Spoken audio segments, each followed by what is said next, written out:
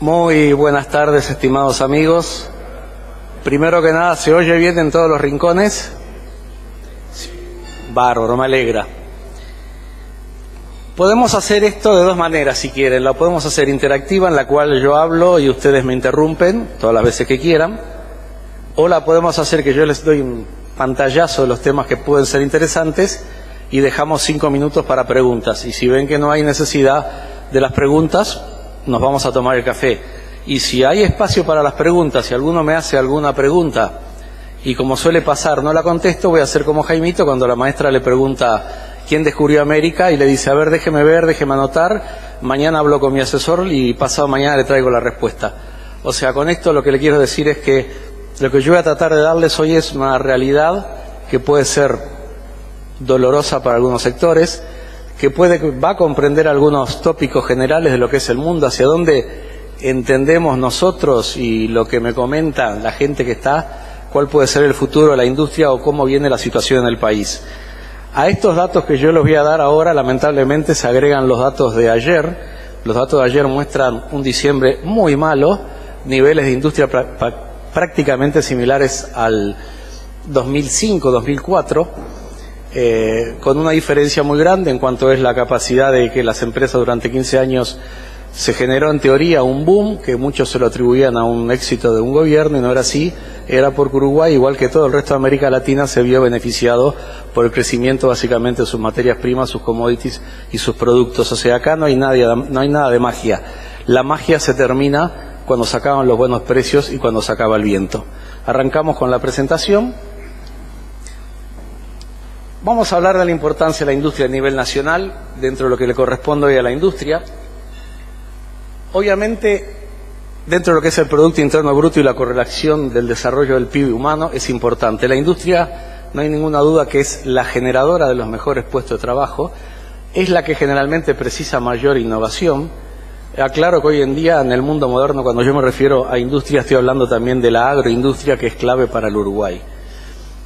Obviamente, como dijimos, la generación de valor agregado y empleo, si uno mira las encuestas y las estadísticas de distintas organizaciones, normalmente la industria es la que está pagando los mejores salarios y la que está capacitando en forma más permanente a sus recursos humanos para dar esa formación que le permita enfrentar el futuro. Elevada formalización y salario superior, le dijimos. La alta participación de la exportación en la economía. Hoy lamentablemente es alta la participación, pero si ustedes habrán visto, el 60% de los productos uruguayos o el 60% de la exportación se concentran solo 5 productos, lo cual a veces nos dicen, cambiamos de 160 países a 200 países que entramos, pero lo que pesa hoy sigue siendo la madera, celulosa, lácteos, cereales y carne. No hay mucho misterio en esto. La capacidad de la industria de contratar personas con diferentes grados de calificación, obvio, desde ingenieros, abogados, especialistas, técnicos, prevencionistas, mecánicos, electricistas. O sea, cuando uno genera y se habla de educación en el país, hay que pensar que además de educar, tenemos que generar la fuente de trabajo. Porque lo que estamos asistiendo hoy y viendo es que capacitamos, preparamos, entrenamos, seguimos los viejos principios y conceptos de Fayol y Taylor, y cuando queremos ver no le estamos dando puesto de trabajo, y ese dinero que invertimos a la educación, el 60% de los chicos más preparados del país se están yendo fuera del país. Con lo cual, como decía yo, ¿de qué nos ganó hace 5 años atrás tener en las tecnicaturas de nivel medio la mayor cantidad de egresados de lechería, que tenían en ese momento técnicos con un salario de 40, 50 mil pesos, si hoy la industria de la lechería la hemos destruido y por ende esa gente que fue preparada está o fuera del país o haciendo una tarea para la cual no fue formada porque precisa el sustento de su familia? Derrama el valor en el entramado social. No hay ninguna duda que las empresas, la industria, generador de limpieza, seguridad, salubridad, calidad, el principio básico de calidad, los principios básicos de calidad, de lo que fue el concepto original de lo que era la norma ISO. La norma ISO fue justamente creada para poder lograr y tener estándares similares y comunes entre las distintas industrias para el concepto de lograr que la materia prima de uno fuera el producto de otro. Esto surgió porque en la Segunda Guerra Mundial los ingleses usaban el calibre 303 British, los americanos el 30-06, unos iban con munición en 3 pulgadas y otros iban con 75 milímetros. Entonces se generaba un problema de logística y bueno, eso fue parte de la capacidad de la industria y lamentablemente muchas veces vemos que el esfuerzo bélico de la industria ayuda después a la industria civil. Descentralización es otro factor importante. La industria, si todos recordamos lo que era el Uruguay hace 15 años atrás o 20, teníamos industria en todos los departamentos del país, obviamente la mayoría relacionada con los productos tradicionales nuestros de madera, frazadas, lanas, curtiembres. Hoy todas esas industrias están sufriendo los problemas, no solo en Uruguay, en otras partes del mundo, pero es parte del problema. Y finalmente lo que es el concepto de encadenamiento productivo. Y sí, la industria tiene un efecto de derrame muy importante porque la materia prima que fabrica uno puede ser el producto que va a procesar el otro para dar un producto final agregado. Algunos datos.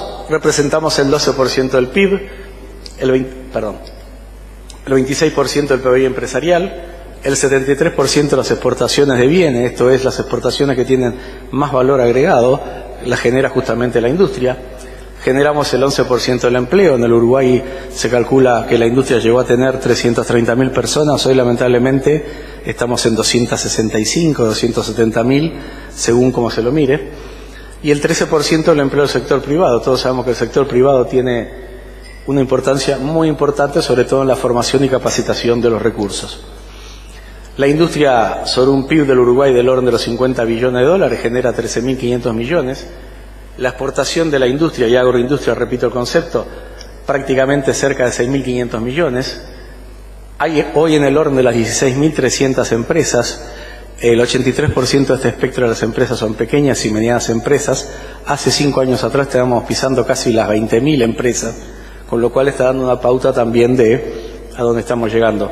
180.000 personas ocupadas, como dije hoy con la agroindustria 260.000, impuestos directos 320 millones, impuestos indirectos 1.000 millones de dólares, más lo que genera obviamente el trabajo en sí.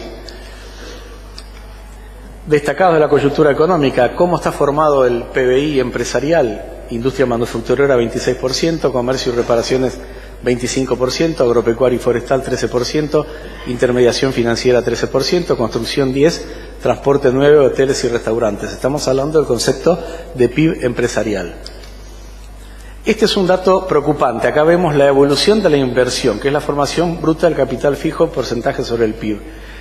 La línea celeste clara es la privada, la línea azul oscura es la pública.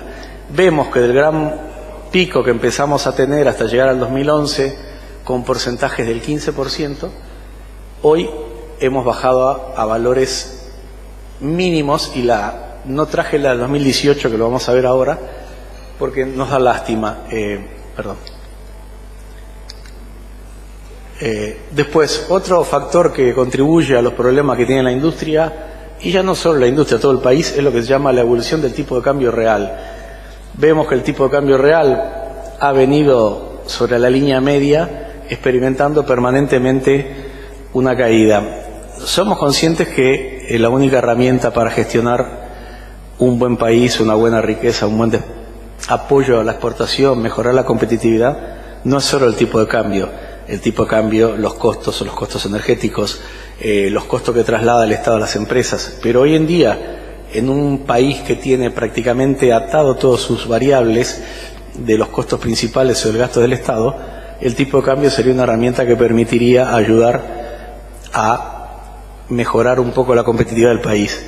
Hay distintos economistas que opinan que el tipo de cambio tendría que estar, algunos un 15, un 20, otros un 25, yo me adhiero a la tesis de que hoy tendríamos que estar en un 15%, porque tampoco no es real muchas veces un tipo de cambio sobrevalorizado o que después genere problemas a las propias empresas o al propio país con la capacidad de repago o el payback de los endeudamientos.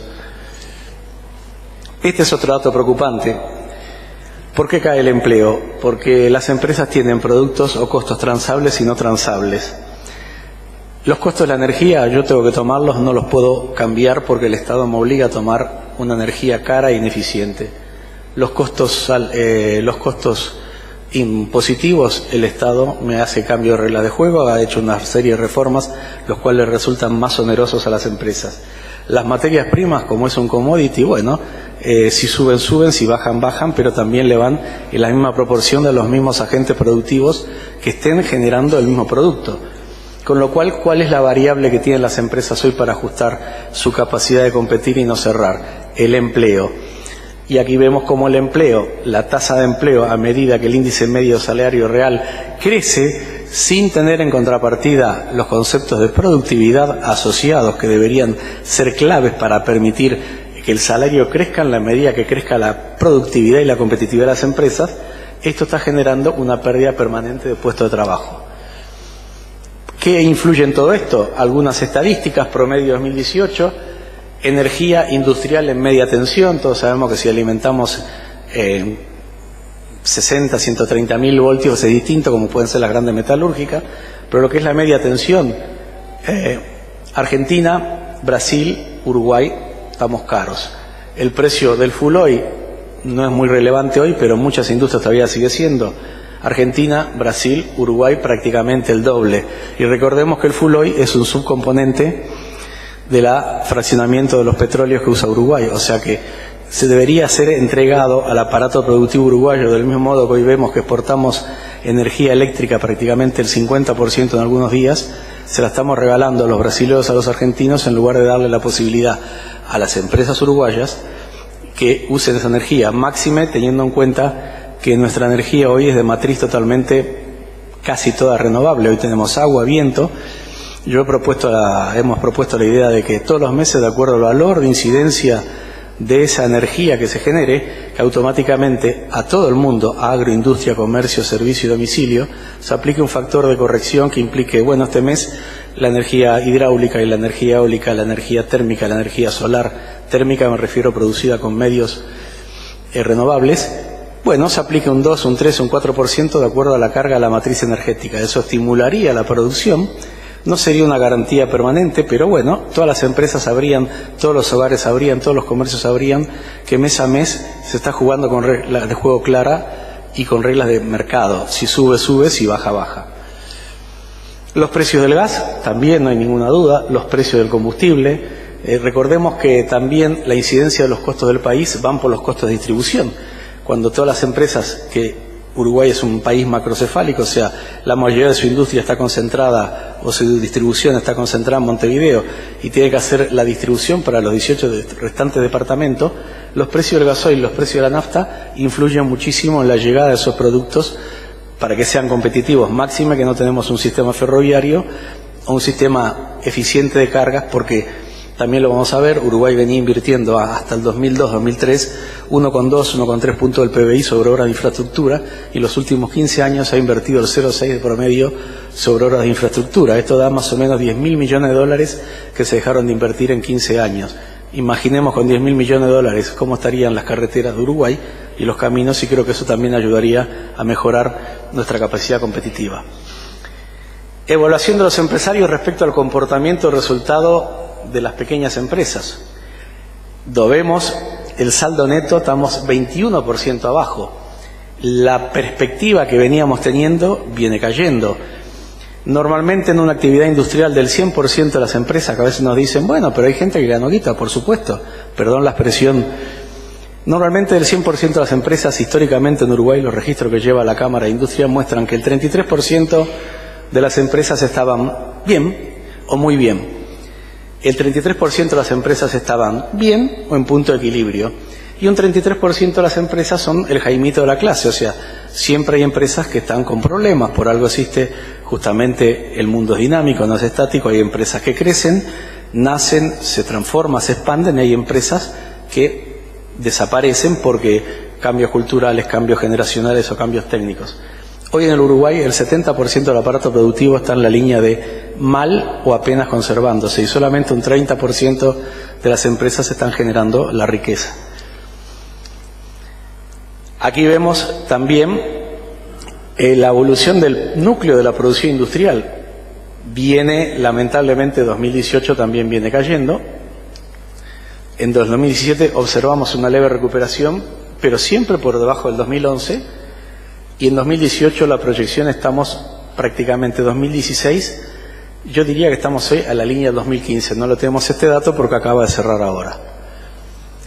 Utilización de la capacidad instalada en la industria. Es obvio que si uno coloca una máquina que va a producir 100 unidades por hora, nunca las máquinas están produciendo todo el tiempo 100 unidades por hora, porque existen los tiempos muertos, los descansos, los fines de semana, el mantenimiento, pero se estima a nivel mundial que una máquina funcionando bien tiene que estar, para que tenga su tasa de retorno, se pueda permitir reinvertir, asociar esa máquina a nueva producción y a nuevas tecnologías, estar en el entorno del 67 al 72% de la capacidad utilizada.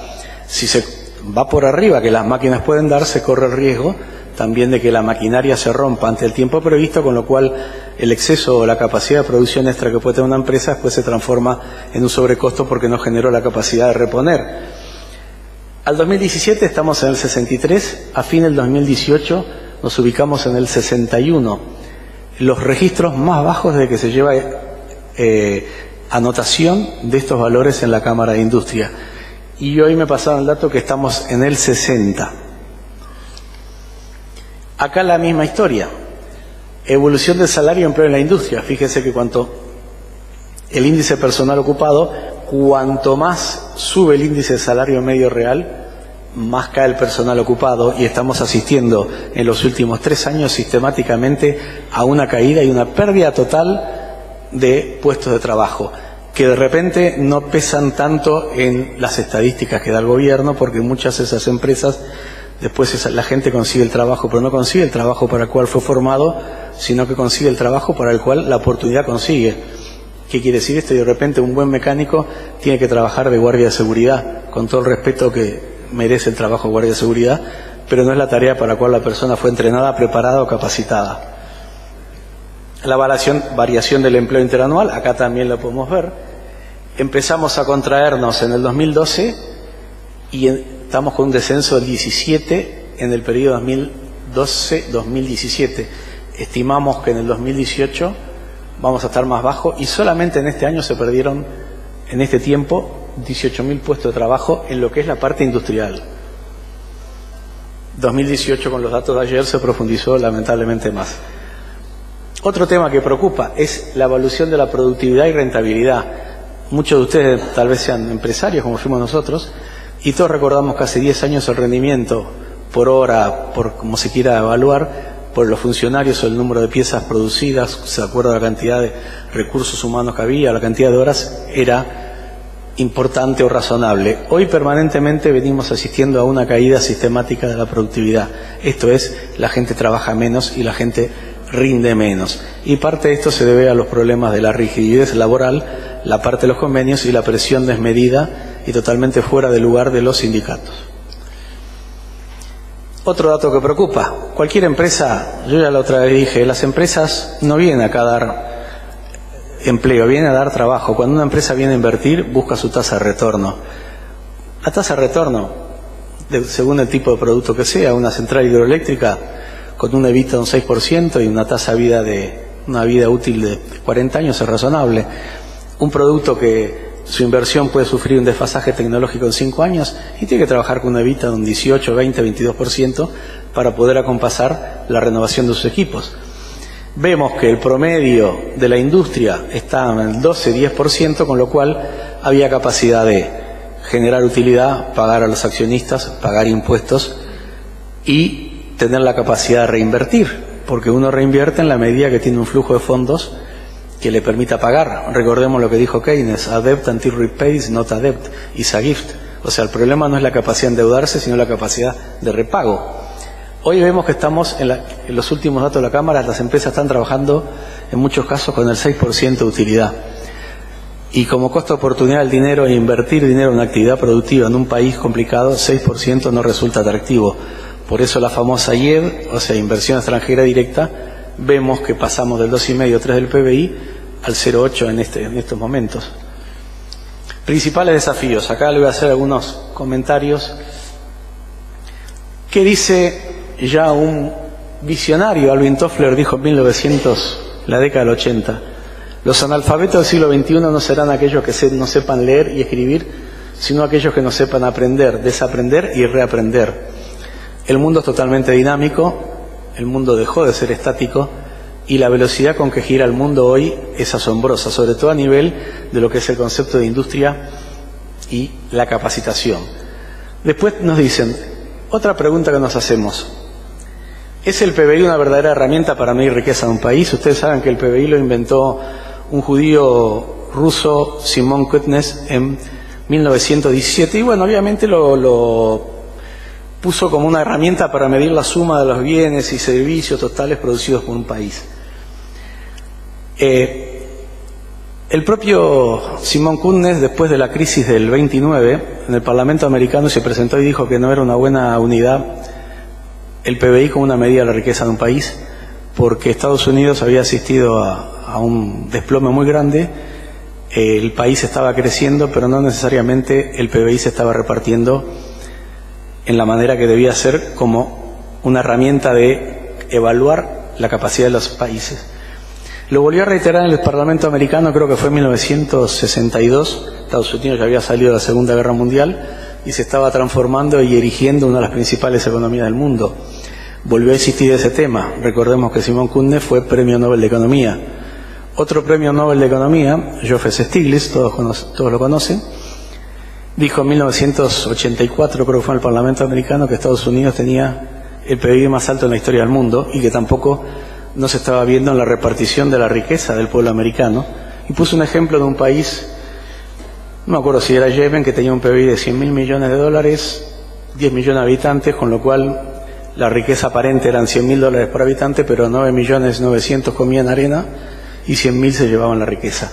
¿Por qué voy a esto? Porque a veces del gobierno sentimos, no, porque el PBI creció. El PBI no quiere decir nada. El índice de Gini tampoco quiere decir nada. Lo que importa hoy en día que se está usando en el mundo es el IBEX o el BEL, Bienestar Económico Líquido. Esto es, ¿qué es lo que gano yo en Uruguay? Con lo que yo gano, ¿a qué tengo acceso? Porque cuando en Uruguay un obrero gana 40.000 pesos, en Argentina gana 20.000, el que gana en Argentina 20.000 pesos tiene mejor capacidad de compra que el uruguayo que gana 40.000. Entonces todo relativo, tenemos un PBI mediano alto dentro de la región, y sin embargo los costos uruguayos son altísimos. A mí hace poco se fue un funcionario de la empresa que ganaba 50.000 pesos en la mano a España a ganar 1.200 euros, y le preguntamos, ¿por qué te vas? Pues yo en España con 1.200 euros, que son prácticamente 50.000 pesos, vivo mejor que acá. No hay duda que no es la única medida, pero sí, recordemos, el PBI no indica la riqueza de un país, da un número de la que puede producir el país, pero no quiere decir que la gente que está en el país esté beneficiando de ese valor. Otra cosa que es muy importante, todos escucharon hablar, que es la industria 4.0. Bueno, la industria 4.0, término acuñado de Alemania, engloba la denominada cuarta revolución industrial, que nace de la evolución tecnológica. Esto es tan grande la cantidad de datos que todos esos datos hay que integrarlos. Por eso cuando hoy vemos que algunas empresas europeas están compitiendo con los chinos, y los chinos la mano de obra cuesta 3 o 4 veces o 5 veces menos que la mano de obra básica de cualquier empresa europea, es porque están trabajando con esto. Es porque lo mismo que producen, y ahí vamos a las primeras gráficas que les mostré, la capacidad de competir es mucho mayor la de ellos. ¿Qué tenemos después? IoT, que es el Internet of Things. Estamos incorporando el aprendizaje de las máquinas y la tecnología de grandes volúmenes de datos, aprovechando los datos sensores, comunicación. Entonces vemos que una empresa se comunica con otra directamente y ya sabe los viejos conceptos de just in time, Kanban, Kansen. Las mercaderías van llegando al momento que precise, las empresas van ajustando y armando todo por medio de robótica. Todos habrán visto la cantidad de videos que circulan. Otro tema muy importante que muchas empresas no lo están viendo, que es la innovación disruptiva.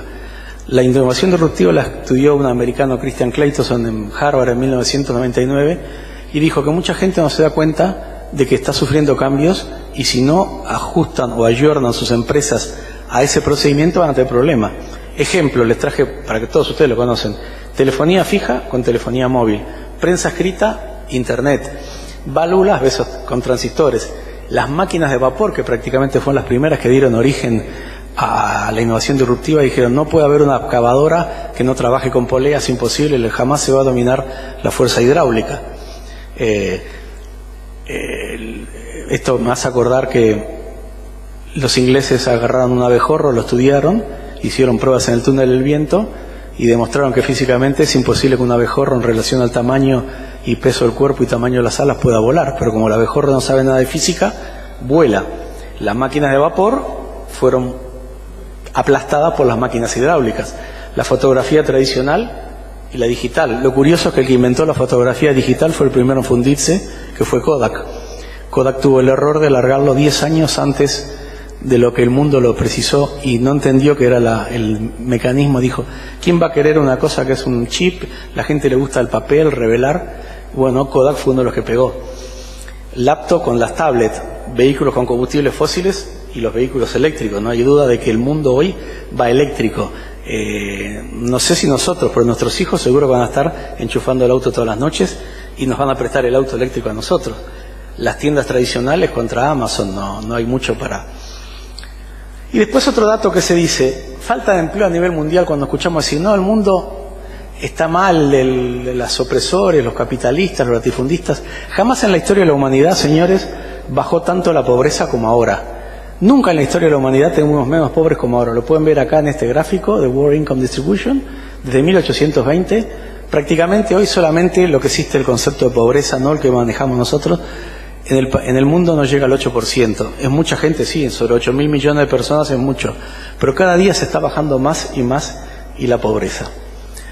Esto es básicamente lo que le quería contar. Repaso si no me quedó nada, más o menos lo estuvieron... No, y último dato que queda. Curiosamente el empleo. Esto lo anoté, dice, porque la crisis del empleo, lo voy a leer, es especialmente grave porque hay cerca de 280 millones de personas en el mundo que están oficialmente desempleadas, ni porque se perciba a menudo declinación de la calidad de los empleos disponibles. El problema en el mundo actual posterior a la crisis es que los responsables de las políticas, los profesionales de todas partes, ya no están seguros de cómo crear puestos de trabajo y lo que es igualmente importante, cómo crear buenos puestos de trabajo, porque todos hablamos puestos de calidad, trabajo de calidad, pero para generar el trabajo de calidad hay que dar las condiciones. Antes era habitual que la reactivación del crecimiento económico resolviera por sí sola el problema este. Históricamente el desempleo vuelve o volverá a tasas anteriores a las crisis, con un desfasaje después de la recuperación de la tendencia de crecimiento en la producción que se puede ver en todos los ciclos de economía. En esta ocasión, aunque los principales indicadores macroeconómicos como Producto Interno Mundial, el consumo privado, la inversión bruta fija en comercio se recuperaron e incluso superaron los niveles anteriores a la crisis de 2010, las tasas de desempleo no siguieron el ejemplo, especialmente en la región del Uruguay. Y para terminar, dijeron, el peor país del mundo en desempleo infantil hoy, o la peor región, es África, con 23%. Uruguay, tenemos casi 150.000 chicos que representan el 26% de la fuerza laboral sin empleo. Así que con esto, señores, termino y les dejo 5 minutitos para preguntas si alguno quiere, y si no, muchas gracias por escucharme.